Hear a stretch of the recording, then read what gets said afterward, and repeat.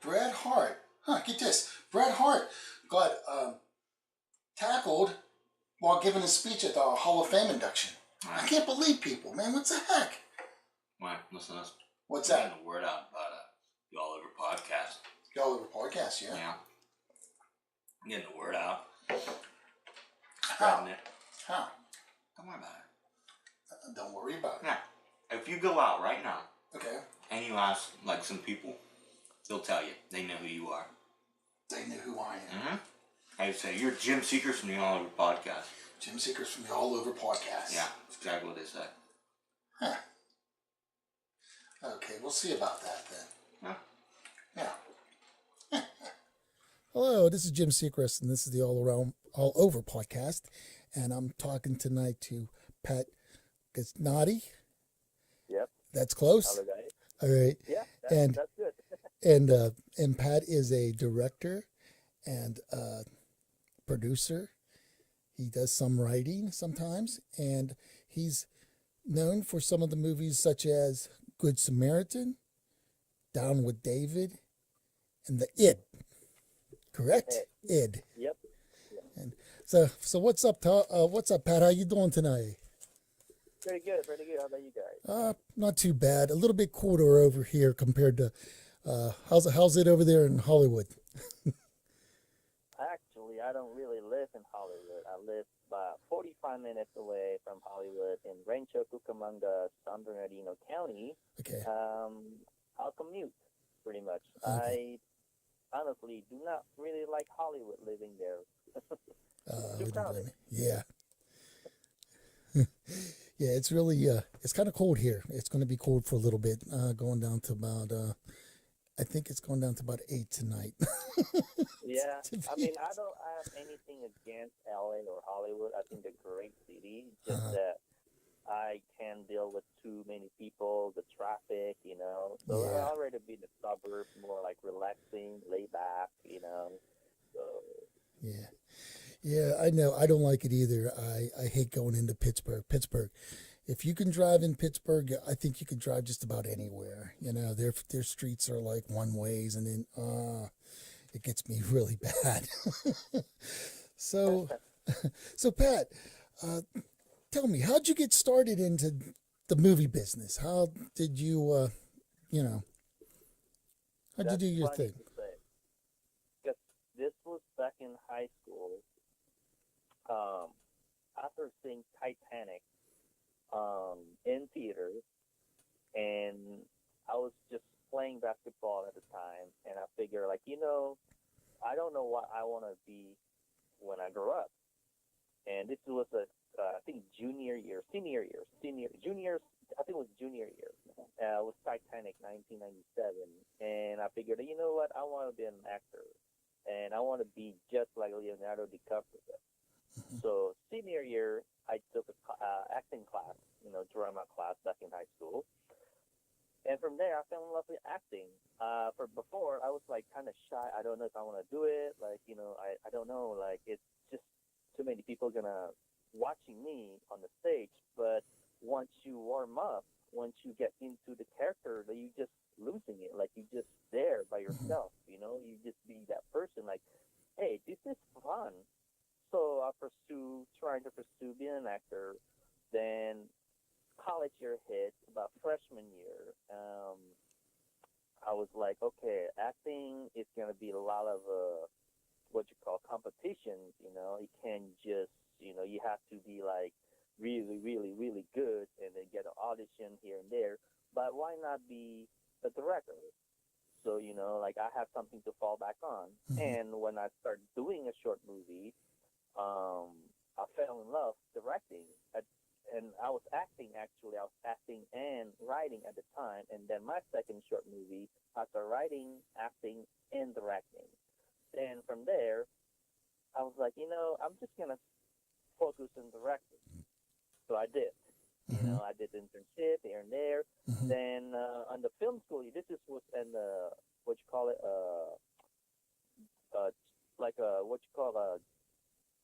junior college. Okay. Before I went to film school. So I was like, okay, I'm a director. And then back to film school. That's when I told you earlier that being director after graduated from film school is not gonna be something that people just handing over your project and then here go direct the movie. You can't just do that. You Hmm. gotta do make your own movie. In order to make your Right. own movie, you gotta know how to produce. I realized that. I see. Then I took over a 48 film racing from the film school. What you call it? 48 film project, a 48-hour film project. That's what it is.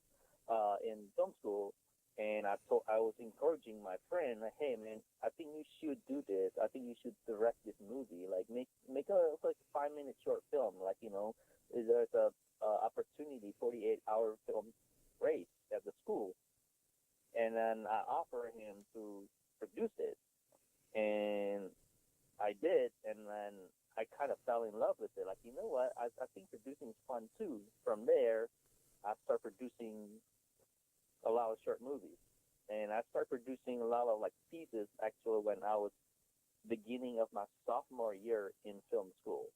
So a year into after my film school, that's when I started doing. Actually, no, that's like 6 months into my film school, and I started producing a lot of pieces.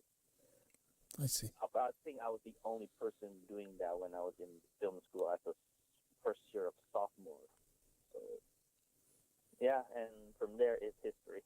I don't know what else you're gonna say. Oh, well, yeah. So how did you? Okay, so you got your start there. So when you did, how did you meet other people to get involved in other projects, such as like the Good Samaritan or? That's actually in film school. My buddy Justin Hopper. Um, we met. We met. I can't remember what class, but he saw me that I was like hustling every project in film school. Like I got this, I got that, and I believe it was one of my directing two class, and he was in, and he asked me to, hey, can you help me to produce one of his projects, which is his directing two project at the time, and I agreed to it, and I did it, and he like, wow, Pat, you really good, whatever it is, I'm not Mhm. saying that. But from there we became like really good friends, and turned out that he actually went to film school before that, the same film school, but he stopped. I believe it was in 2009, and then he did internship. He did a lot of shootings going on, and then he came back the year like 2 years or 3 years after that. That's when we met, and he knows Jeffrey Reddick. Jeffrey Reddick is Mhm. the creator of Final Destination, Oh yeah, and yeah. he introduced me to him, and me and Jeffrey, we just hit off.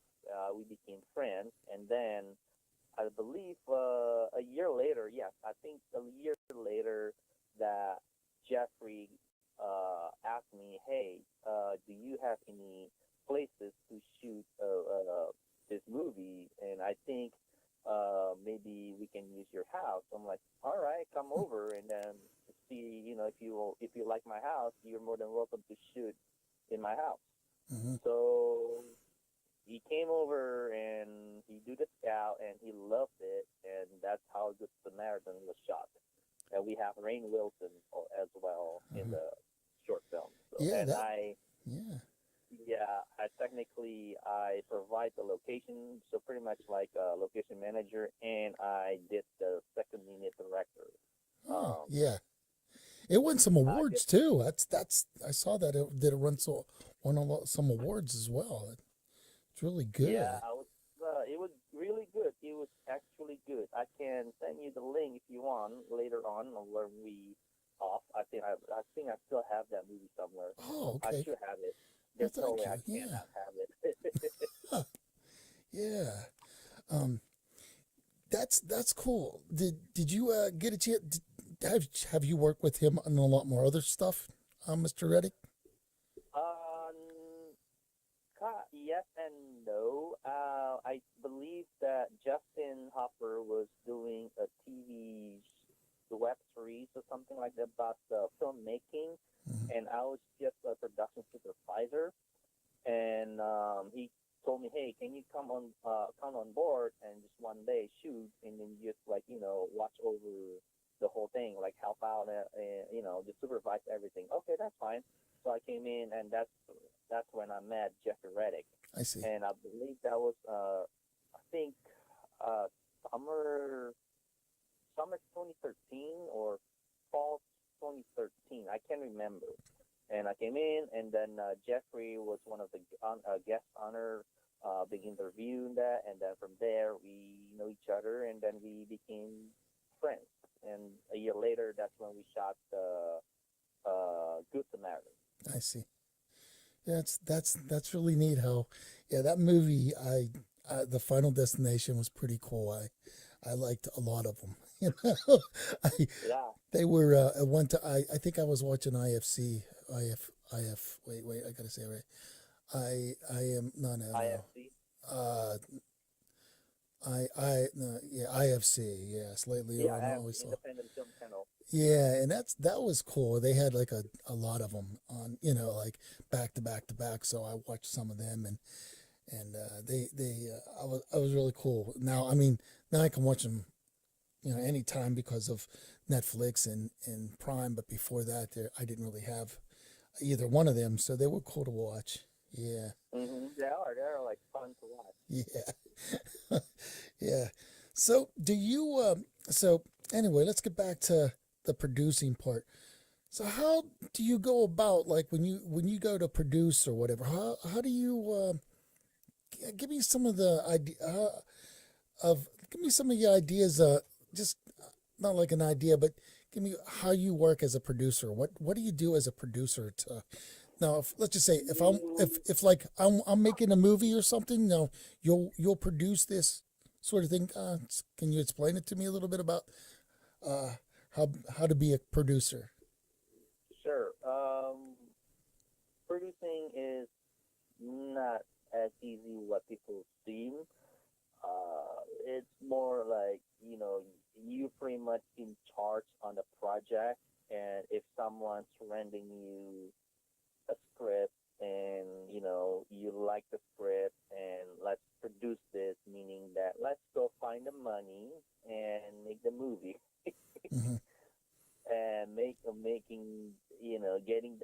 getting the money is something that really hard to do, because you gotta find the right investors. Like, Mm-hmm.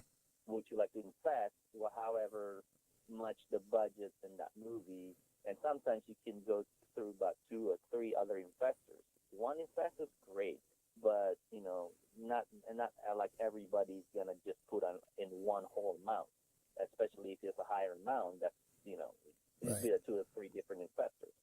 Once you get that, that you'll be finding the director, and you'll be finding the line producer, which is line producer's job, which that was my Mm-hmm. career takeoff before being an actual producer. Line producer, you gotta find the crew, like Okay. like the DP, or the gaffer, whatever it is, like everybody in the team, like art department. It's pretty much, and then also you pretty much dealing with SAC, a little bit, payroll, Mm-hmm. insurance, location, pretty much Wow. location. So That is for that's a independent big film. that's a big part of a line producer. I didn't even, because I did see that. I saw that you were a line producer, and I was like, wow, that's something Right, but different. I didn't. that's for independent, because we don't really have the money, so we pretty much producer and line producer, or other producers be the one that dealing with all that stuff. But if you're at the studio movies, obviously line producers just strictly for budgeting and scheduling. I see. Mostly line producing, budgeting and scheduling strictly. That's it. Obviously, but other than that, like independent films, like we don't really have much of a budget, Right. so you gotta be, one man army pretty much. So it's really Wow. tough on being a producer on indie films than producer in versus studio movies. So Yeah. Never worked in the studio movies yet, so I'm not quite sure how that goes behind the scenes. Uh-huh. But that's really interesting. I also noticed that in some movies, and the more I've been like doing research and stuff, that there's like maybe 5, sometimes 6 producers. Why so many? Well, that is depends on you sit. Like, okay, like maybe you say like you got 5 or 6 producers in one movie. The only people that actually working and the project probably 2 or 3 of them. The other 3 or 4 probably just named by credit.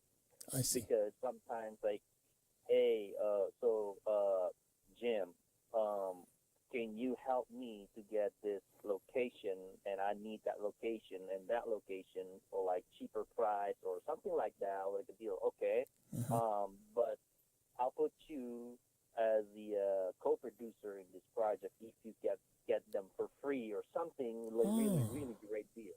Okay, so you get that, and you get the location manager credit and co-producer credit.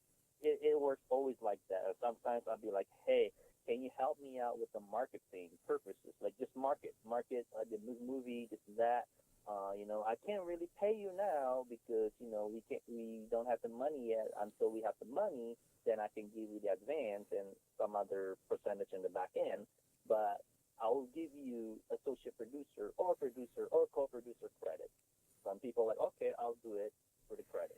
I see. So, yeah, it's like sometimes just the credit only whatever they did for a little bit. So like for example, Sean Cunningham, he's a creator of Friday the 13th. Say like, hey, Sean, I got this project. We got the money. The movie's made and everything. And can you take a look? Okay, I like this movie. What do you mean be part of this? Hey, I just want to use your name. Okay, I just want to use your name to be a marketable movie. I'm gonna put in the poster saying like from the creator of Friday the 13th, and I'll give you an executive producer credit. I see. Okay. Yeah, it's something like that. Okay. Something like, yeah. I know. So I kind of I get that now because like there was something, there was a I think there was a one TV series, I can't think of the name of it, Fallen Sky I think it was, and they used I think a Falling Sky about Steven Spielberg. I don't think he did a lot of it, but I think they used his name or something like that. He was sort of producer. Yeah, like there's some other TV show with Arden Pelly from the creator of Paranormal Activity. I can't remember what was that. It was only like for a couple of seasons, I believe. Yeah, they used that. Like, look at Arden Pelly. Arden Pelly, I know the guy. He's a super cool guy. He doesn't really do much in industry anymore, but studios still come up to him, hey, can you do a little bit of this, touch up, whatever it is, and then we, can you produce this movie? We're just gonna use your name. I don't know what deal they have, but some people who will come up to you, hey, I'm gonna use your name, and I'll give you some percentage of the back end or whatever it is. But I'm gonna put you as executive producer, so we can put from the producer of Paranormal Activity. Okay. I see. Sure. Yeah. Or from the creator of Paranormal Activity, things like that. I don't know what kind of deal they have behind the scenes, but sometimes that works that way. I see. So. That's interesting. Like I said, I learned something today, Pat. Thank you so much. That's pretty cool. I didn't know, and maybe the people that are watching this would learn something about it. That's one of the reasons why I'm doing this. Okay. Because it's a little different. I do like to talk about movies and all, but sometimes I just like to talk about how the industry really works, and that's really cool. And and the thing with you is really neat because you have, you understand people that are actors, you understand the directing part, and you also to understand the producing part and a little bit of the writing part. That's really cool. So like you're an all round kind of guy. Yeah, I try. I mean, independent world, you got to do everything. I even know how to edit. Oh, I don't yet. My son does all my editing. To tell you the truth, I am just the host uh, of our show and the talent guy, so to speak. Yeah, you're the one that getting people on the map. So you're playing a part, important part too. Oh yeah, we all got our roles. Yeah, it's a family project and it's pretty cool. My kids really enjoy it. It's something to do with my kids and all. So, and they have fun. They have fun doing it as well. They always have, they're like, you know, oh, your guest, he's going to be, all right, or somebody that's going to, some of the people that was on Deborah, Lamb and, Definitely. yeah, I mean, that was a good show.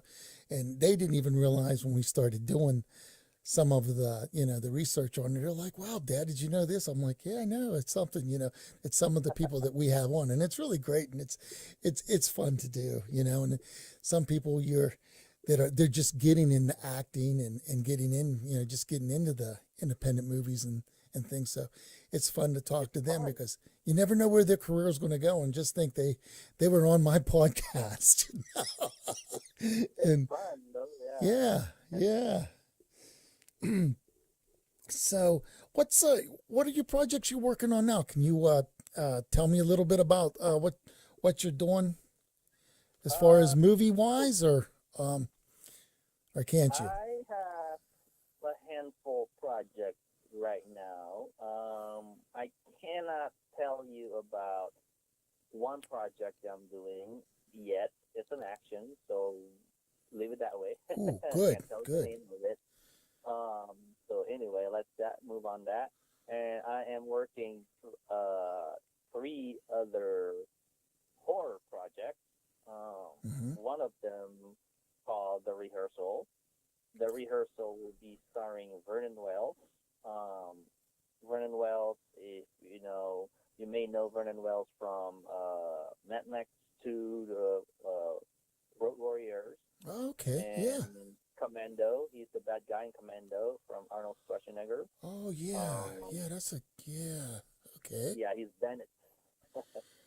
So, okay, and he also in Weird Science, the biker gang from John Hughes. Um, okay, yeah, that's Vernon Wells anyway. okay. And also starring Felissa Rose. Felissa Rose, you may know her for one of the well-known scream queens in the indie world, horror world. Hmm. She was in Sleepaway Camp. So I'm not sure you've heard of that, but that's a No. cult classic, 80s Sleepaway Camp. Oh, okay. I think they have like about Sleep, four sleep. sequels or Was it? sequels. I might have seen it. And there's a lot of movies I can't remember in the '80s. You bring when you some of them I can't. I've watched so many back then. But yeah, Have you seen Sir Crawley, Sir Hatchet, the Hatchet movies? Hatchet movies. I'm trying to think. Yeah, Hatchet 1, 2, 3. The fourth one called Victor Crawley. Felissa Rose is in the fourth one. Oh, okay. I might have saw Yeah, the Hatchet one. I might have. There's a with lot Kane of. Hodder. I see. Yeah, but yeah, that will be one of the projects I'm working. My friend of mine wrote the script. He said like, "Hey, let's make a movie." Hmm. Okay, write me a script. And the first draft when I read, I wasn't impressed. So I told him, "Hey, look, let me rewrite it and let me see what I can do to make it better. Because right now you want to aiming for a horror movie, but this is not a horror. It's more like a drama, but there's nothing horror about it. There's some suspense. So let me fix it." And he said, "Okay, do whatever you need to do." So I rewrote it. That's when I probably became a writer, and I. Hey, Do you know anything about the Allover podcast with Jim Seacrest? Oh, get that camera out of my face. Hi, have you ever heard of the Allover podcast? What? Is that some kind of cosplay? Yes, sir. Have you ever heard of the Allover podcast with Jim Seacrest? What's that? It's an interview thing that they do. We talk to people in the entertainment industry. A what? We talk to people in the entertainment industry, from indie films, things like that. Son, I don't understand what you're saying to me. Okay, well, thank you, sir, for your time. Yeah, whatever. City Pope. Project called Wichula. Wichula is a hybrid vampire witch. It's more like an action horror film, but the only different about this movie is the real expendables of horror. What it is, it's not like Death House when everybody in the horror industry are in the movie, but this one is a little bit different. What it is, we're trying to having all the actors who play the iconic horror icon in the 80s and the 90s in one gigantic movie. So we have Kane Hodder. We have Kane Hodder and Tyler Mane. Kane Hodder is the guy that known as Jason Voorhees from Friday 13th Part 7 to 10. He is the Jason. Okay. Tyler Mane, at the time, before Nick Castle reprised his role as Michael Myers in Halloween 2018, Tyler Mane at the time was the only actor that played Michael Myers twice and has a big name. It was in Rob Zombie's Halloween 1 and 2. Oh, yeah. Yeah. And we had Dee Wallace to play Wichula. We're still seeking for financial, and we are trying to reach out to pretty much all those people that play the iconic horror icon, or you can call it Boogeyman. We trying to reach to Doug Bradley, who played Pinhead. We try to reach out to Robert England, Freddy Krueger, Chucky, what's his name? Chucky, Brad Dourif, you know. And we also actually have Eileen Deep, who played Pazuzu in The Exorcist. Oh, okay. Yeah. Wow. And yeah, we're trying to get all those people like Tony Todd, Warwick Davis. Tony Todd, obviously Candyman. Warwick Davis is Leprechaun. Yeah, we're trying to get Tobin Bell. You know, he's Jigsaw franchise. Yeah. We're trying to get all those people all back here. Wow, that would be great. We have Jonathan. We're trying to get Jonathan back. Oh, nice. Yeah, that would be cool. It's like the Expendables. Like the 80s. Yeah. We're trying to get all these people together in one movie, and then we trying to make the illusion of, you know, like the wet dream for horror fans, because you know how like all these people like I want to see Michael Myers versus Jason Voorhees, but you know, because of the rights, you know, you can't really just do that, and owned by the studios, of course, like different studios. So in my dream, you know, what I'm trying to do is, I can give you away a little bit of it. In the movie, there will be a scene, a battle scene between Ken Hodder versus Tyler Mane. In your head, you can imagine that's Michael Myers and Jason Voorhees fighting each other. Yeah. So things like that I'm gonna make, that I want to make. This is for the fans. So this is for having all these actors who played the iconic Boogeyman back in the days, all in one together. It'd be like something cool to make. You know? Yeah, that's awesome. Yeah, that's really interesting. And the thing is, though, it would be neat for Jason to take on Michael, because, you know, Freddy took on, you know, Jason. I remember that. Do you remember that one? I went to see that in 3D. That was a long time ago, but yeah, that was a good movie. You're talking about the third one, part 3? Yeah, the one where Jason and Jason and Freddy Krueger, they fight in hell or something. Oh, Freddy I was Yeah. in theaters. Like I was the first in line to see Was that. you? You know what's funny? I haven't seen it since, and I think I even fell asleep. I don't even know who won, to tell you the truth now. It's been so long ago that I think Jason won, didn't he? Nobody wins.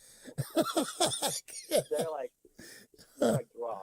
Yeah, Nobody wins. yeah, Depending how you sit, Jason lost or Brady lost, whatever. Depending how you sit, because by the time the ending, I hope it's not a spoil. Obviously, everybody's seen this movie, but it's a draw game. yeah, yeah.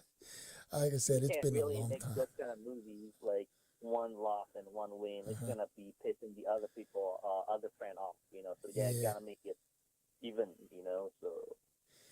Yeah, and the thing was, I still remember, we still had the paper glasses. Now they actually have like sunglasses we use now to watch 3Ds, but I still had the paper. Remember the paper glasses they used to they're use? red and blue.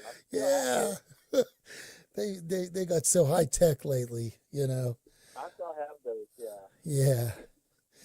But yeah, that's Wichula, and we're still seeking financial, and we actually spoke to Harry Manfredini, and he's the score for all the Friday 13 franchise except the 7th one, I believe.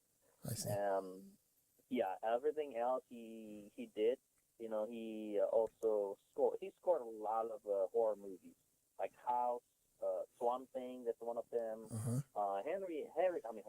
Harry is one of the respected Hollywood score out there.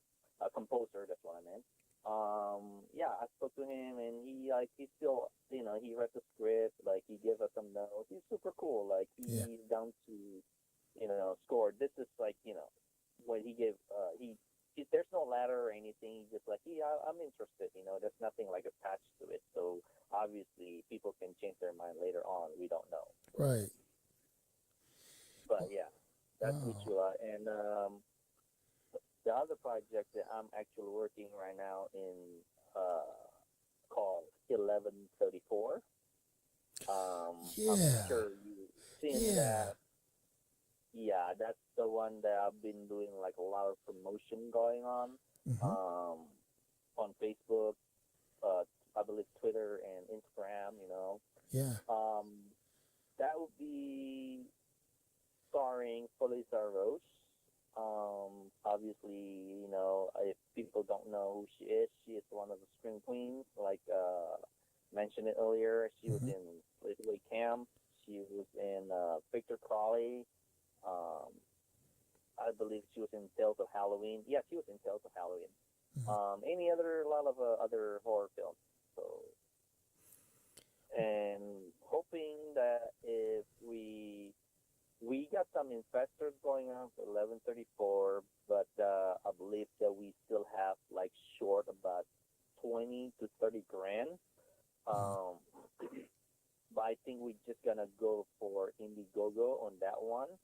We're still planning that out for Indiegogo later on, by the end of, I believe, mid-April, something like that.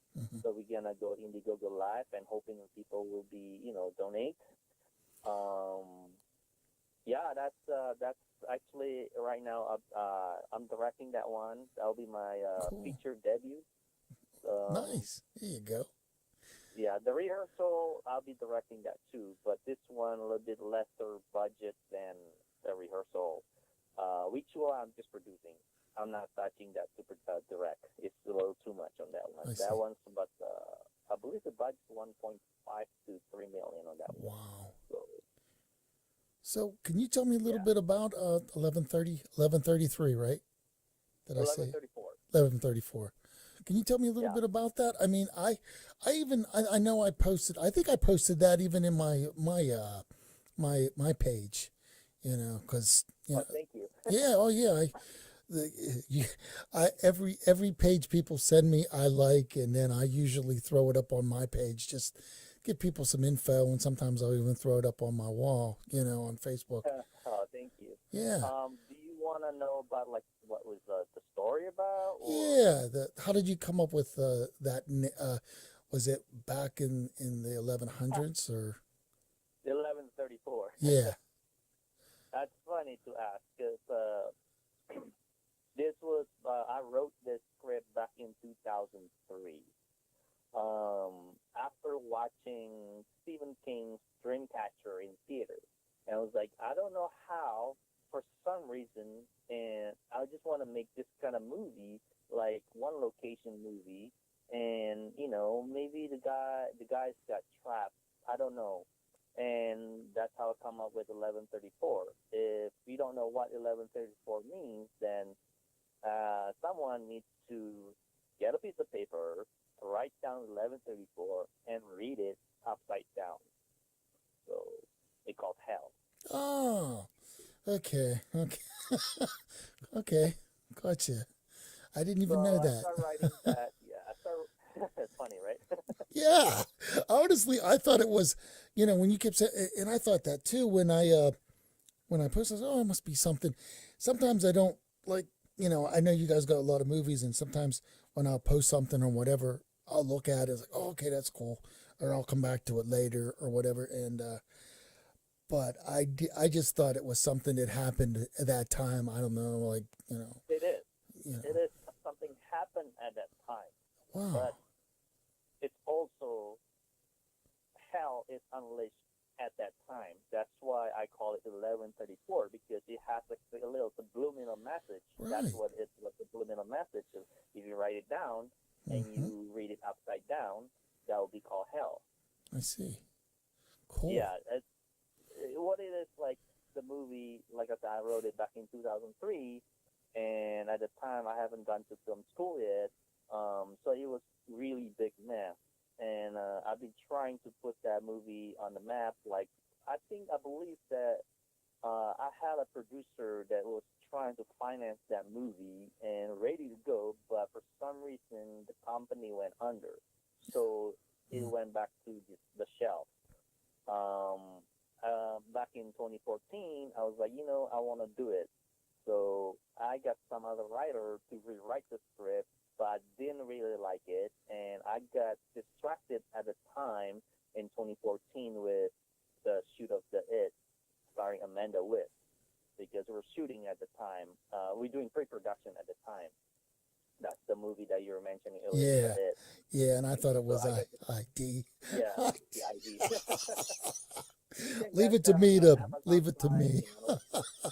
Oh, is it on Yeah. Amazon Prime?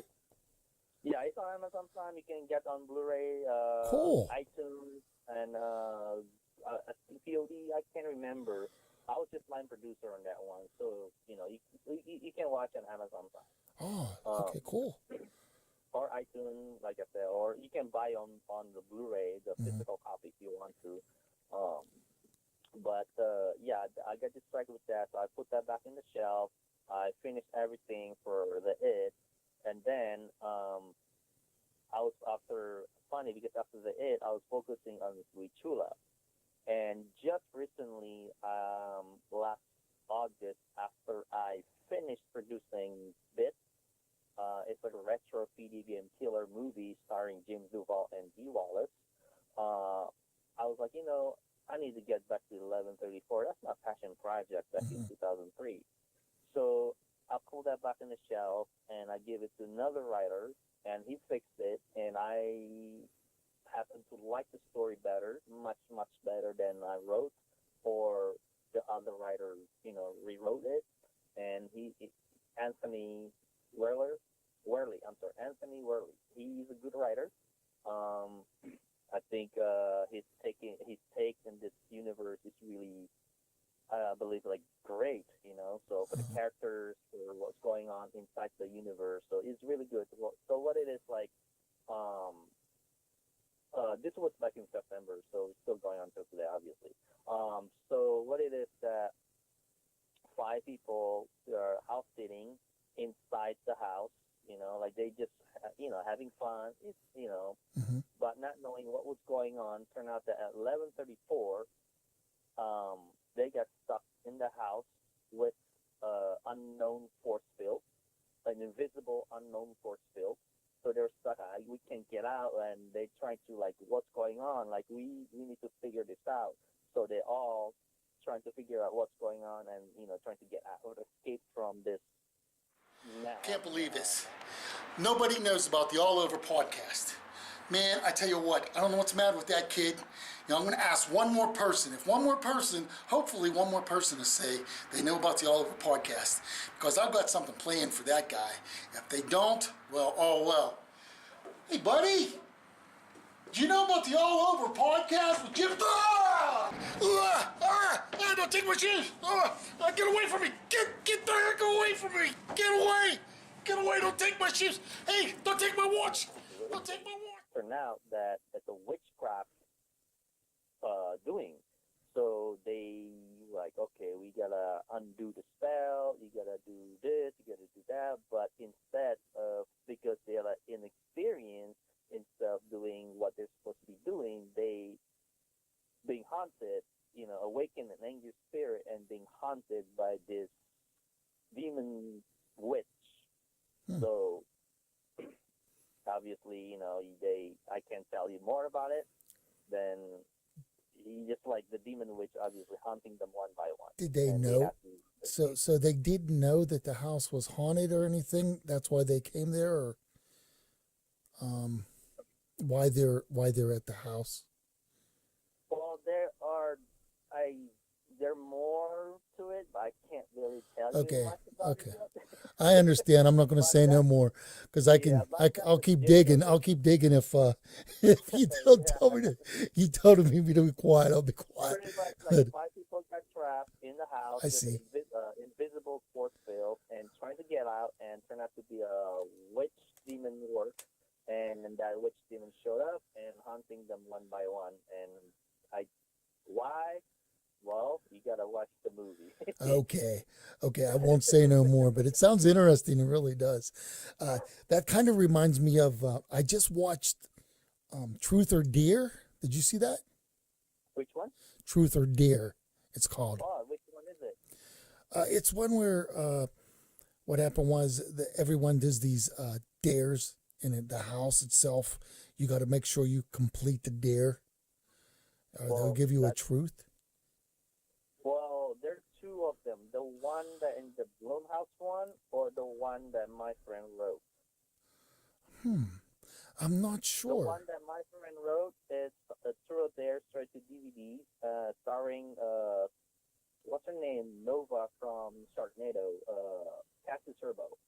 The one in Blumhouse, obviously, there's nobody famous in that one. That's in the theater. I watched it on Netflix. I just can't. Yeah, it wasn't really. They were like I said, they were just all, you know, actors. I don't think I've ever seen them playing anything, to tell you the truth. But I mean, they probably still were. What's that? Were they in the house and trying to do the Truth Dare, and then obviously it's almost the same concept at the theater.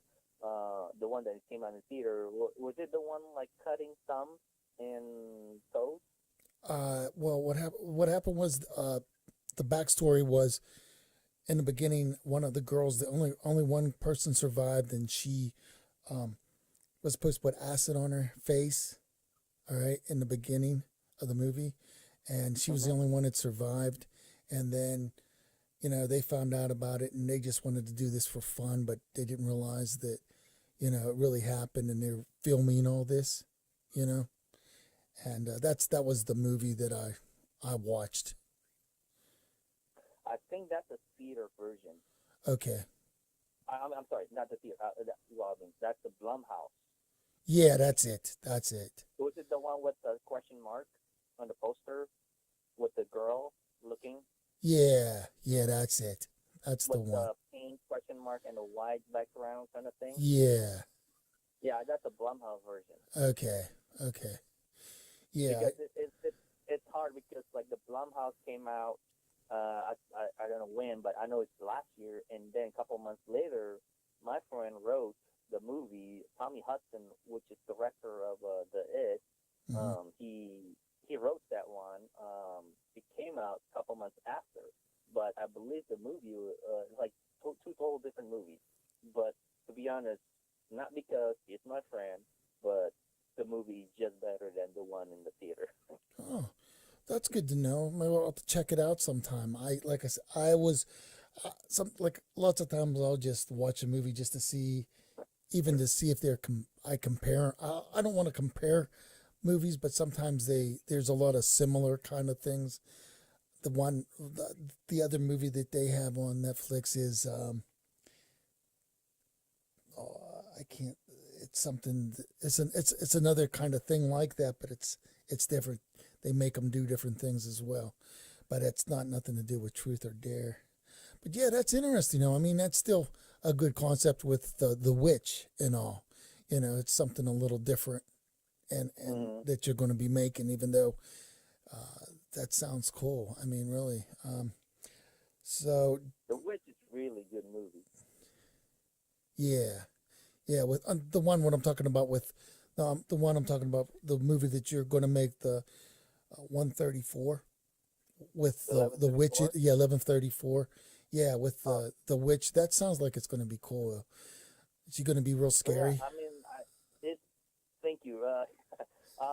Well, I mean, we got the design of the witch demon and came out really, really good, and I'm loving it. My character designer is amazing, and he's actually designing the poster right now. Just waiting on him, and after he's done, we're gonna go press. Actually, I'm just hoping more people to, see this 1134 promotion. Then we're gonna go live on Indiegogo mid-April, sometime in mid-April, and Okay. hoping that a lot of people, we're gonna put it on the Dread Central, all those horror websites, and hoping a lot of people becoming fans before the movie comes out, and then we're looking for $30,000 more. Hoping people will donate, and if people actually donate, we might be able to get one more cast, one more name talent that people will be loving it. Mhm. I can't tell you yet who, but it's still a surprise. Okay. We are still in the middle of negotiations. Okay. But obviously we have Felisa Rose and other cast also they're a very talented cast. I saw them acting. That's and, good. this is gonna be a great movie. Paul Gunn, you can check his work on The Art of the Dead, and he is shooting actually right now with Richard Grieco and Tara Reid in a movie called Attack of the Unknown. Wow, Richard Greco. Man, Yeah, that's Richard Grieco, Tara Reid and Robert Rosardo. Yeah, he's really good actor and is a friend of mine too. And we met. Funny because we met at the premiere of Lilith. It was my friend's produced and directed by him, starring Vernon Wells and Polita Rose and Daphne Finn. It was back in, I think, November or October, something like that. And that's the first time I met Paul Gunn, and we just hit off from there. And I saw him, one of his acting in The Art of the Dead. I was like, wow, you killing it, man. Like, and he's like, thank you. Like, hey, so I approached him to be one of the main leads in 1134 because just that one scene that he just, he killed it. Like, wow, this is the personality that I'm looking for, like, wow. So I don't need you to go audition. I just want you. So he's like, and he read the script and he loved it, and he's part of the cast. That's And good. then we also have Charles Chardabala. Charles Chardabala is one of the King Scream, I guess. Okay. Because he's a guy for the King A Scream. guy scream.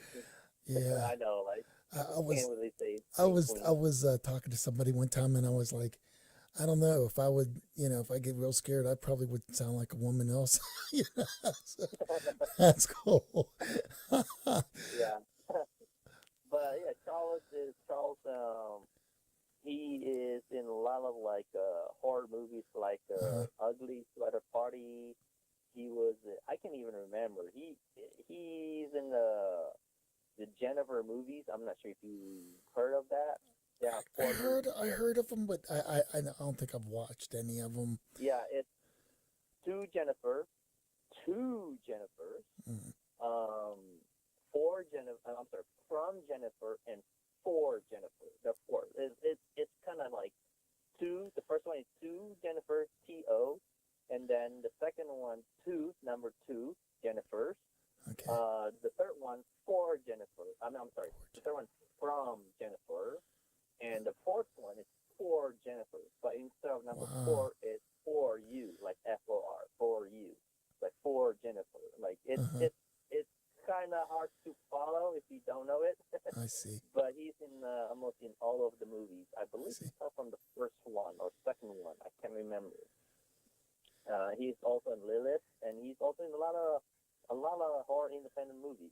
So I think he was in the action movie with Bai Ling, Lockdown, I believe it was called.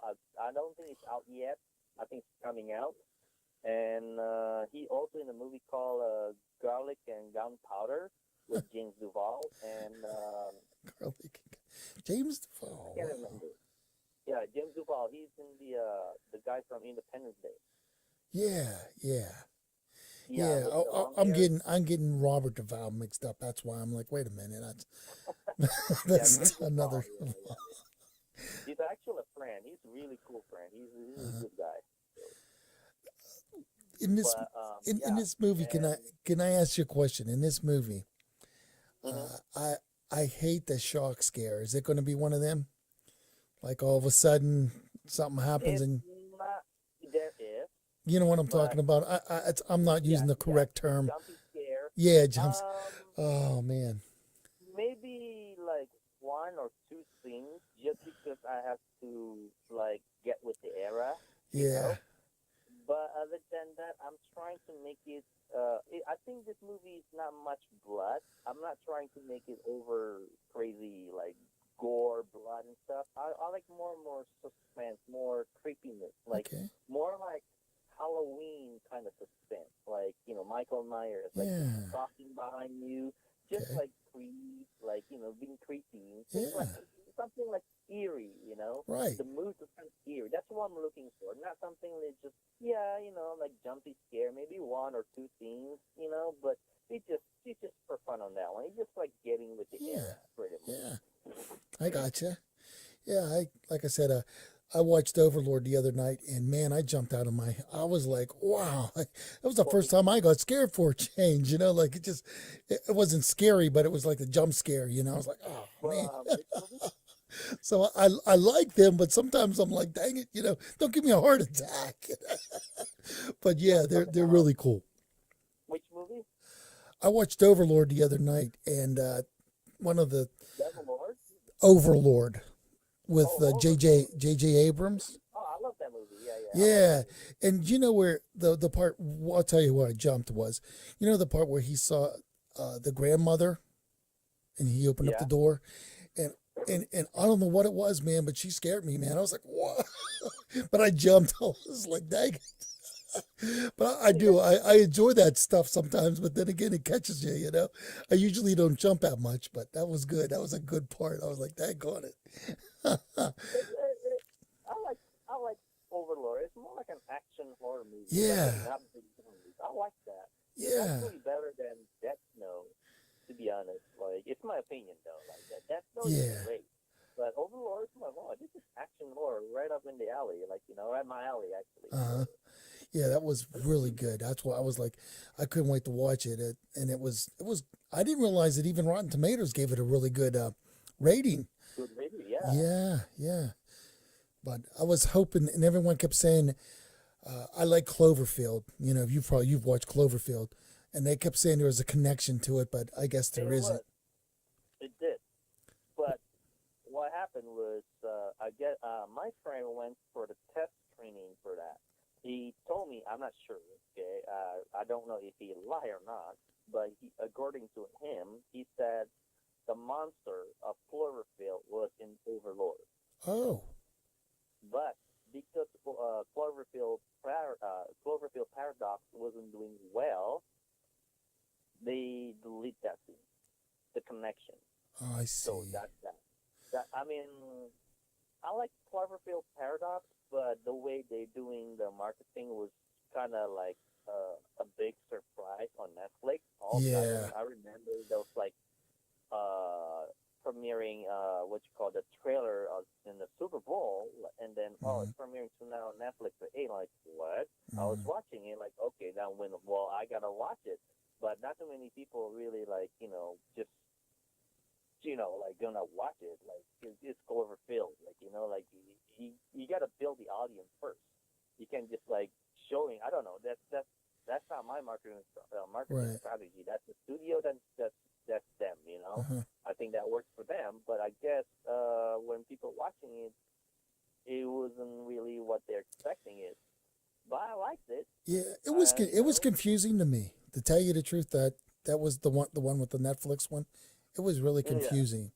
You're like, It is well, kind of confusing. yeah, I got it. So it's like I guess it's from another dimension. yeah, I guess what they're doing, they open another dimension, hmm, and I like the end of the part connected to the first Cloverfield. So hmm, this is like another planet, I guess, and then yeah, they open a dimension, and it's like a prequel to Cloverfield, and yeah, then the second Cloverfield Lane is more like sequel to it, but hmm, I don't know, it has something to do with the first one. I don't know how they tie in, but I don't see how, because it's more like aliens now, yeah. like UFO coming down, and like, I mean, John Goodman is phenomenal in that movie. Oh, yeah, that was a good one there. He is like, just the way he acts, like you Yeah, don't want to mess with this guy. yeah, He's hiding something, so uh-huh. great acting in that one. He sure did.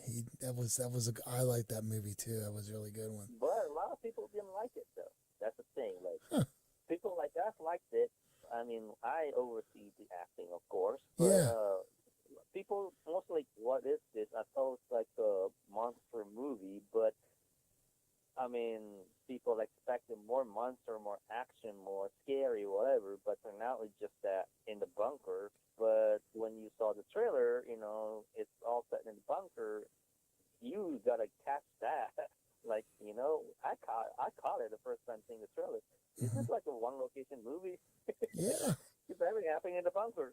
hmm, So, yeah. Well, anyway, I'm gonna. Uh, it was so great to talk to you, Pat, and I can't wait to check out some of your movies. And we'll let me know. When are you gonna have a trailer before? Are you gonna have a trailer for 11:34? 11:34? Uh, not yet. I will not. I'm probably not gonna have a trailer until we shoot the movie. And aiming like around August or September, depending on if we can get that 30,000 and Right. to fulfill the whole budget. But definitely we'll be shooting for the Indiegogo. What we did, so we're gonna shoot a Repomatic. Repomatic is a clip of other movies put it together to make as a trailer. Okay. I'm Yeah. not sure if you know what I mean. Like, I'll pick some clips from this movie, clip from that movie, and this movie, and put it together and giving the atmosphere and the look and how the movie's gonna be looked, like Okay. how the movie's gonna play out. I So see. it's like a fake trailer. Okay.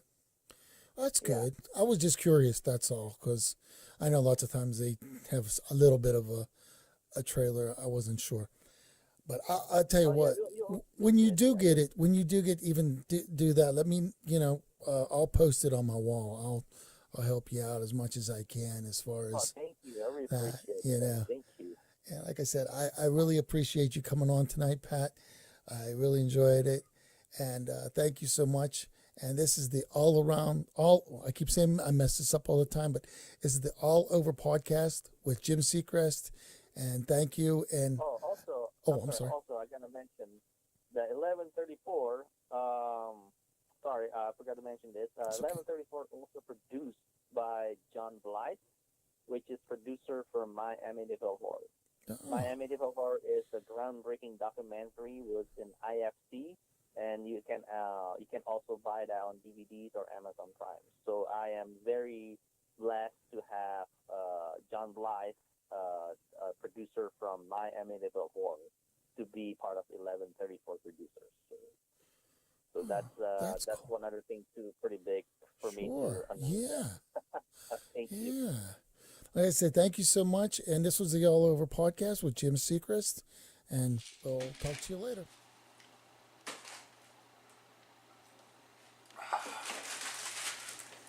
I can't believe it. I just can't believe it. Nobody knew about the All Over podcast. Where is that kid at? Oh man, wait till I see him.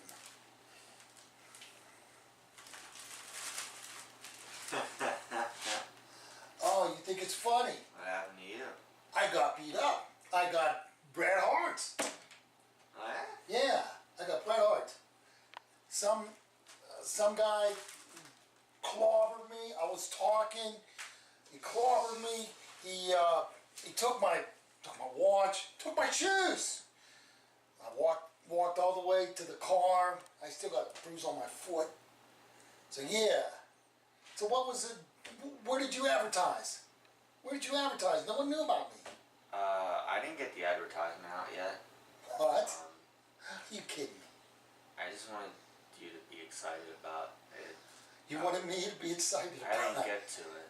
You didn't get to it. No. Look what happened to me.